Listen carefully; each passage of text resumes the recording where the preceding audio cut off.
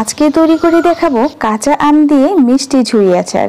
আর এটা খেতেও দারুণ লাগে, সারা বছর সংরক্ষণ করে খাওয়া যাবে আমার রেসিপিটি পুরোপুরি ফলো করে তৈরি করলে।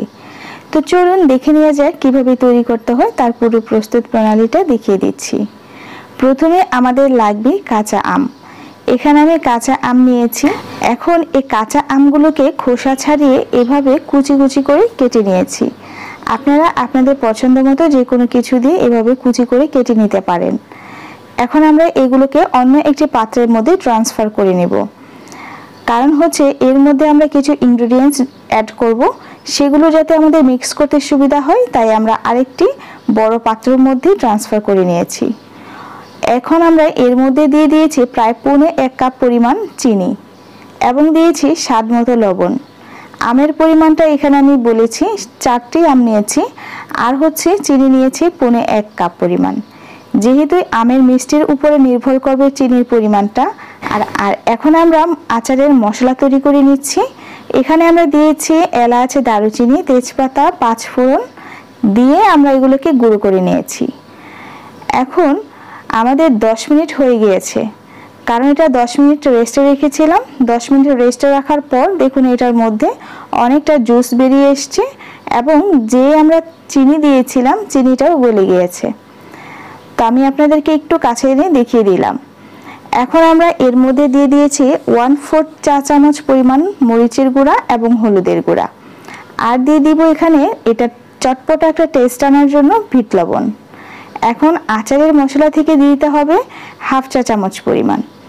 1/2 চা চামচ আচারের মশলাটা দেওয়ার পর খুব ভালো করে মিক্স করে নিতে হবে। সমস্ত আমের সাথে এই মশলাগুলোকে ভালোভাবে মিক্স করে নিয়েছি। নেওয়ার পর আমরা এই আচারের যেই মশলাটা মাখামাখা হয়ে যাবে, তারপর আমরা প্যানের মধ্যে এটাকে রান্না করব। তার আগে আমরা সারা বছর যেহেতু সংরক্ষণ করব, সেজন্য দিয়ে দিয়েছি সাদা সিরকা বা ভিনেগার। দেওয়ার পর আবারও ভালোভাবে মিক্স করে নেব। শুকনো একটি প্যান নিয়ে নিয়েছি, প্যানের মধ্যে কোনো প্রকারের তেল পানি নেই।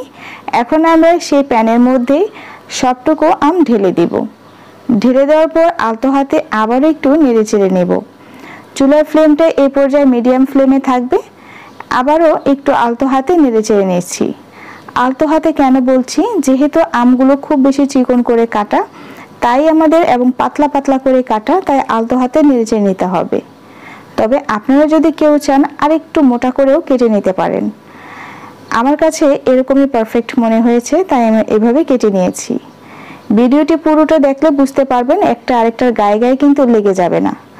আপনাদের কাছে মনে হতে পারে এটা একটা আরেকটার গায়ে গায়ে লেগে গিয়েছে, আসলে লাস্ট পর্যন্ত দেখলে বুঝতে পারবেন এটা কতটা স্বচ্ছ এবং ট্রান্সপারেন্ট হয়ে যায় প্রত্যেকটা আচারের আমগুলো।